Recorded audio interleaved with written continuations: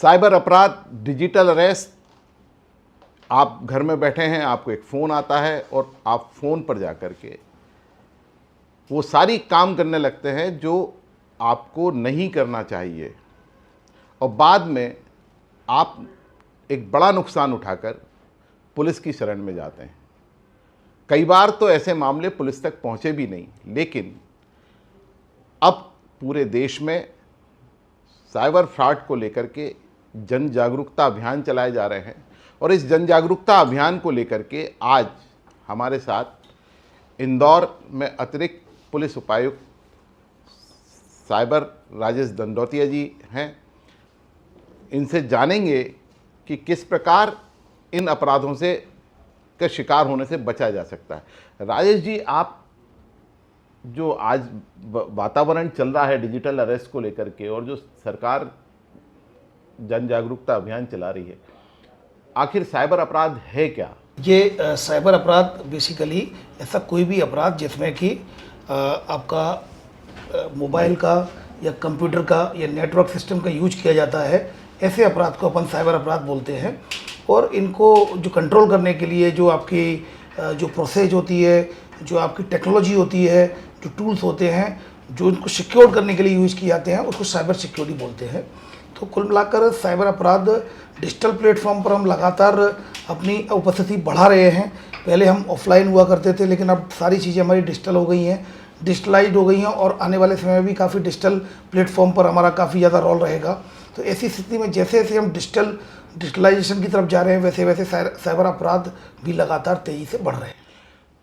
अपराधी किस किस तरीके से साइबर अपराध कर रहे थे, इस बारे में आप थोड़ा सा जानकारी। जी बिल्कुल। साइबर जो अपराध है बेसिकली अगर हम देखेंगे तो दो प्रकार के, अगर मूलतः हम बताएं, एक बहुत सिंप्लीफाइड करें, दो तरह के अपराध होते हैं। एक साइबर अपराध होता है फाइनेंशियल साइबर फ्रॉड, जिसमें कि आपके पैसे का लॉस होता है, जो लगभग 70% ऑफ ऑल ओवर इंडिया में ये साइबर फ्रॉड जो होते हैं वो साइबर क्राइम ही जो फाइनेंशियल साइबर फ्रॉड होते हैं।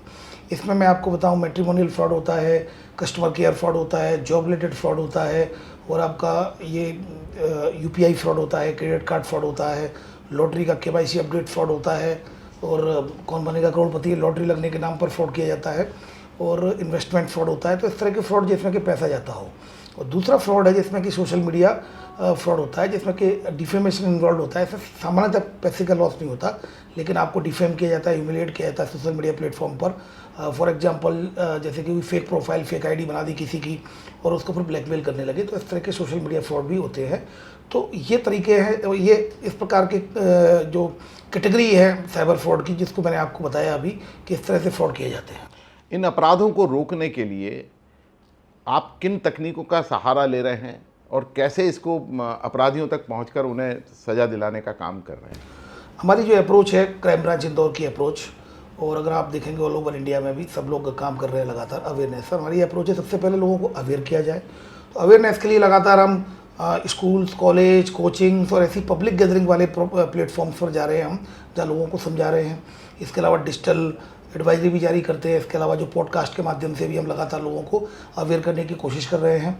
दूसरा हमारा काम है कि मिनिमम जो डैमेज कंट्रोल है, उसको डैमेज को कंट्रोल किया जाए। अगर किसी के साथ फ्रॉड हो जाता है तो 1930 के बारे में उसको अवेयर कराया जाए कि जैसे ही उसके साथ फ्रॉड होता है तत्काल 1930 पे वो कंप्लेंट करे, जिससे कि कंप्लेंट करने से उसकी कंप्लेंट रजिस्टर्ड हो सके और उसको पैसा वापस दिलवाया जा सके।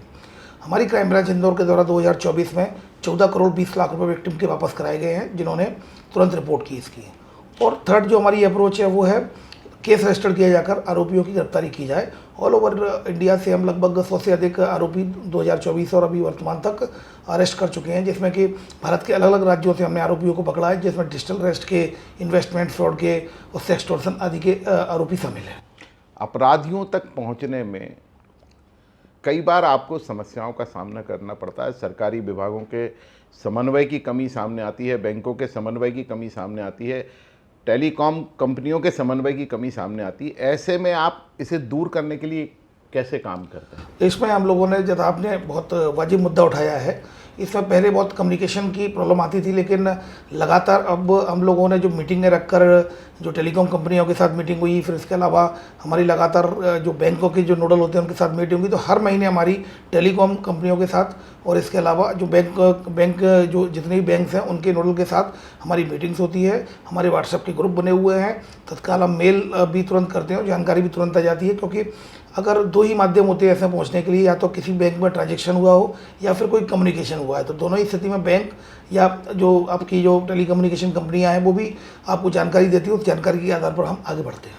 क्या कभी आपके जीवन में कोई ऐसा केस आया जिसमें आपके ही परिवार का कोई व्यक्ति साइबर फ्रॉड का या डिजिटल अरेस्ट का शिकार हुआ हो? मेरे परिवार के लोगों को ट्रैप जरूर करने की कोशिश की गई है, मुझे भी ट्रैप करने की कोशिश की गई है, क्योंकि मैं इंदौर पुलिस कमिश्नरेट में प्रेस प्रवक्ता भी हूँ, तो 1 से 2 बजे तक सामान्यतः प्रेस ब्रीफिंग करता हूँ, और उस दिन भी सामान्यतः प्रेस ब्रीफिंग ही चल रही थी। तभी मेरे पास कॉल आया कि डिजिटल अरेस्ट का कॉल था कि आपका जो क्रेडिट कार्ड का उपयोग हुआ है, गलत उपयोग हुआ है, और आपका जो आधार कार्ड है वो लिंक्ड है उससे, और आप कहीं ना कहीं आपके अकाउंट में मनी लॉन्ड्रिंग का पैसा भी आया है, तो आपको इन्वेस्टिगेशन के लिए मुंबई आना पड़ेगा। इस तरह से उन्होंने मुझे बोला, फिर वीडियो कॉल पे लिया गया, तो हम लगातार हमने उसका वीडियो ही बनवाया जिससे लोगों को जागरूक किया जा सके। तो ये रैंडमली किसी को भी कॉल कर सकते हैं, तो किसी को भी कॉल आ सकता है इसका। उस समय आपने एक चुनौती दी थी कि मैं तुझे जहाँ से बात कर रहा वहाँ से उठा कर लेकर आऊँगा, आखिर क्या वो अपराधी आपकी गिरफ्त में आ पाया? वो पर्टिकुलर व्यक्ति तो नहीं, लेकिन उसके गैंग का एक व्यक्ति को हमने दिल्ली में उसी दिन पकड़ लिया था, उसके अगले दिन ही, और उसमें 24 घंटे के अंदर एक आरोपी को हमने हिरासत में ले लिया था। और ये जो दूसरा जो आरोपी जिसकी IP एड्रेस अभी फिलहाल हांगकांग से रिलेटेड अभी ट्रांसनेशनल आइडेंटिफिकेशन हो रही है, तो उस पर भी हम लगातार काम कर रहे हैं, बट उस गैंग के आरोपी हम अभी तक 3 पकड़ चुके हैं। आम नागरिकों को डिजिटल अरेस्ट से बचने के लिए, साइबर फ्रॉड से बचने के लिए आप क्या संदेश देना चाहते हैं? मैं आपको कुछ ऐसी बातें बताऊंगा जिससे आप अपना बचाव कर सकते हैं। पहली बात तो डिजिटल अरेस्ट से बचने के लिए सबसे पहले तो ये मानना होगा कि कोई भी लॉ एनफोर्समेंट एजेंसी, चाहे वो CBI हो या ED हो या क्राइम ब्रांच हो, आपसे पैसा नहीं मांगती। दूसरा, वो प्रॉपर इन्वेस्टिगेशन का टाइम देती है आपको, विधिक प्रक्रिया का पालन करती है, जल्दबाजी नहीं करती है, वो आनन फानन में, और कभी भी अगर आपका अकाउंट सस्पेक्टेड भी होता है तो आपका अकाउंट से पैसे ट्रांसफ़र नहीं कराती, बल्कि अकाउंट को होल्ड कराती है। सबसे इम्पोर्टेंट ये है कि किसी भी अज्ञात और अनजान व्यक्ति पर आपको भरोसा नहीं करना है। दूसरा, अननोन फ्रेंड रिक्वेस्ट को एक्सेप्ट नहीं करना है, अननोन वीडियो कॉल को आपको एक्सेप्ट नहीं करना, रिसीव नहीं करना है, अननोन लिंक पर आपको क्लिक नहीं करना है, अननोन APK फाइल को डाउनलोड नहीं करना है, गूगल का जो कस्टमर केयर का नंबर गूगल से डायरेक्ट नहीं लेना है, और विज्ञापन, सोशल मीडिया पर आए हुए विज्ञापन जो इन्वेस्टमेंट के लिए आते हैं उन पर भरोसा नहीं करना है। इन्वेस्टमेंट फ्रॉड सबसे ज़्यादा होते हैं, तो आपको उचित वेबसाइट का चयन करते हुए अपने जीवन की जो मेहनत की कमाई होती है उसका एक एक पैसा आपके लिए बड़ा इंपॉर्टेंट है, तो आप कृपया करके एक एक स्टेप को फॉलो करके वेरीफाई करने के बाद ही डिजिटल प्लेटफॉर्म पर आगे बढ़ें। आम नागरिक सामान्य मनोस्थिति का इंसान माना जाता है, और उसके साथ डिजिटल अरेस्ट या साइबर फ्रॉड होना एक बहुत सामान्य बात है। लेकिन हम देख रहे हैं कि देश में कई सीनियर पुलिस ऑफिसर्स, कई सीनियर IAS ऑफिसर, कई बड़े राजनेताओं को भी साइबर फ्रॉड करने वालों ने अपना शिकार बनाया। आखिर किस मानसिकता के साथ वो साइबर फ्रॉड के अपराधी काम करते हैं कि जिसमें पढ़े लिखे और संपन्न लोग भी शिकार बन जाते हैं उसका? देखिए, सबसे पहले हमें ये समझना होगा कि पढ़े लिखे होना और जागरूक होना ये दोनों अलग अलग बातें हैं। एक व्यक्ति पढ़ा लिखा हो सकता है लेकिन जागरूक नहीं हो सकता, तो उसके साथ फ्रॉड हो जाएगा, और एक व्यक्ति जो पढ़ा लिखा नहीं है लेकिन जागरूक है तो उसके साथ फ्रॉड होने की संभावना कम रहेगी।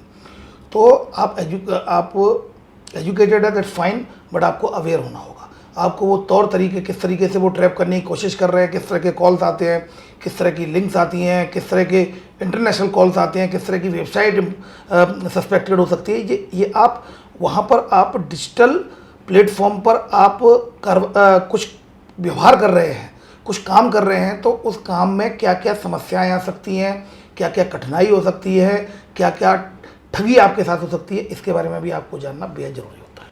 पुलिस और सरकार आपके पंजीकृत अपराधों पर अपराधियों तक पहुंचेगी, उनको सज़ा भी दिलाएगी, लेकिन सबसे बड़ी जवाबदारी आपकी है।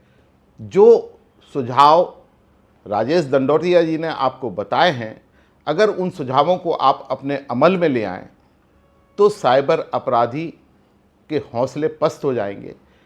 अब सारी जवाबदारी आपकी है और आपको इसके लिए जागरूक रहना है।